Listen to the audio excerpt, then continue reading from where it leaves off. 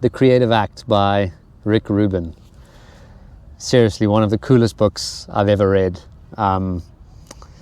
When last were you creative? Are you a creative type? Are you more of an artist, or are you someone with, let's say, more of a regular job? Well, whatever the answer is, this book is an amazing source of how to unlock your inner creative, right? And maybe for those of us who are less creatively inclined, map out a bit of what creativity actually looks like, what the process entails.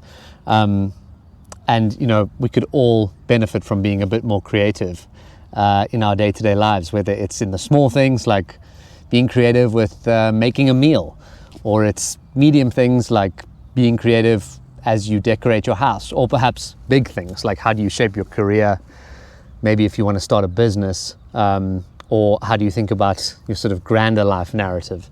Creativity permeates every level of our being, right? And so thinking about it fundamentally, I think, is quite useful. We could all be a bit more creative. So Rick Rubin, if you don't know, is a legend in the music business, an absolute legend. And in fact, he's become a bit of a legend in the podcast scene as well. But just to name a couple of the artists that he's worked with, Rage Against the Machine, System of a Down, Eminem, Adele, Kesha, Johnny Cash. The list goes on. I'd invite you to check out this guy's Wikipedia page and his discography. It is wild. He has been an absolutely pivotal producer for many of these music artists, so he comes with a wealth of expertise when it comes to all things creative. So what does he have to say about creativity? Everyone is a creator. Creativity is not a rare ability. It's not difficult to access. Creativity is a fundamental aspect of being human. It's our birthright. It's for all of us. Creativity doesn't exclusively relate to making art. We all engage on this act on a day-to-day basis. So first of all, I wanted to talk about just two things from this book. The first one being, what is the nature of creativity itself, and what does that mean for you and I? Well, he defines creativity alongside something he calls the source. And the source is sort of a bit of an ineffable entity, I guess. But he fundamentally uses that term, the source, to describe an external reality which creatives tap into. That might sound a bit esoteric, but I think practically it does check out. He actually delineates some specific steps that would-be creatives could follow to tap into that source, right?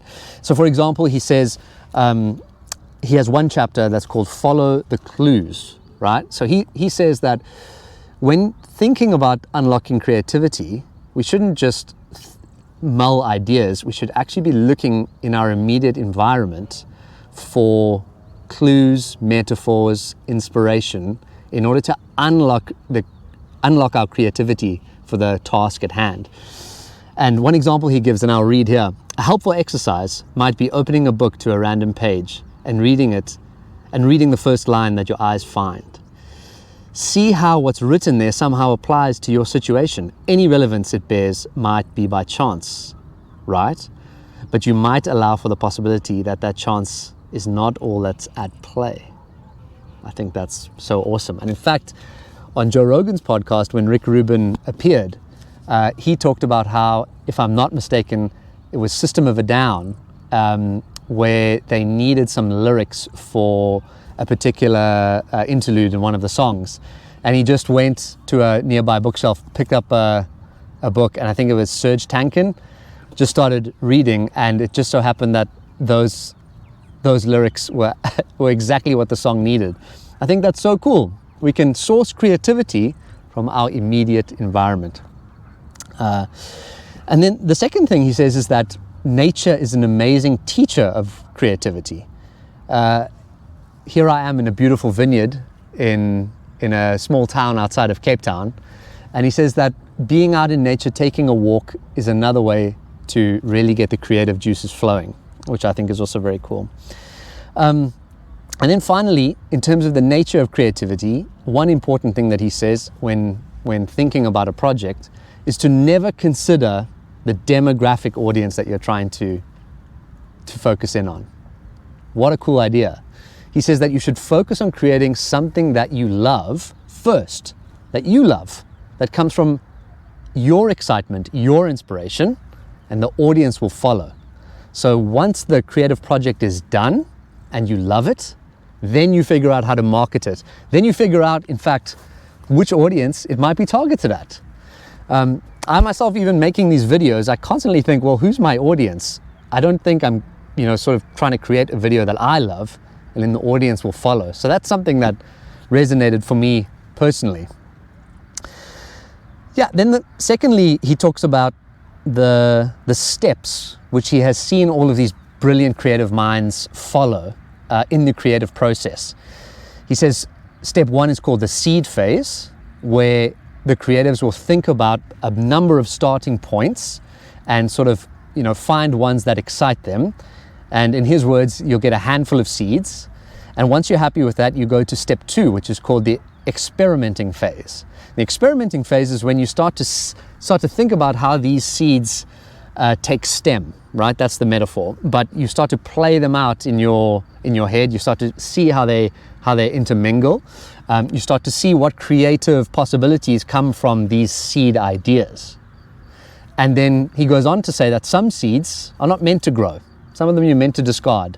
But some of them will take root. And those ones are the ones that you take to the next step. And the next step is the crafting phase.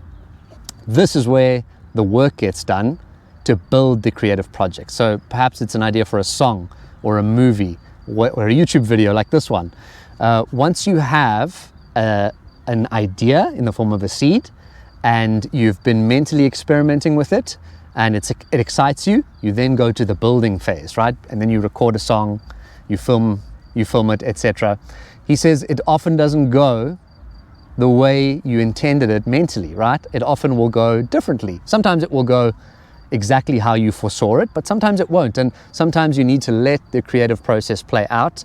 It might land in a different spot to what you had initially expected.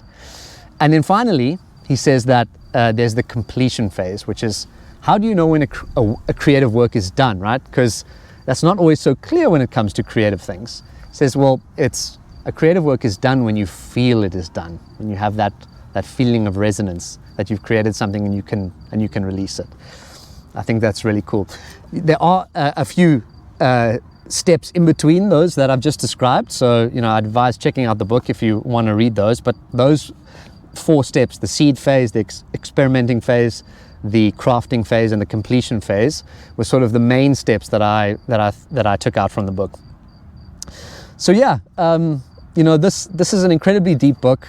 I want to try to be more creative myself, like with creating these videos, and I couldn't help but just let my mind wander about my creative process when reading this book. So an absolute legend wrote it, and it's an absolute legendary book. I would highly recommend checking it out. Question for you, how have you been practicing creativity in your life? How has it benefited you? Do you see improvement for the way you approach being creative? Is it something you want to grow inside of yourself or something you want to foster? And do some of these ideas resonate with you, and do you think they'd be useful? I'd love to hear from you in the comments. But anyways, that's enough from me. My name's George, and if you enjoyed the video, please drop a like and subscribe. I'd very much appreciate it. I'm planning on doing more of these mini book reviews in future, so if you'd like to see more of that content, let me know. So thanks very much and have a lovely day.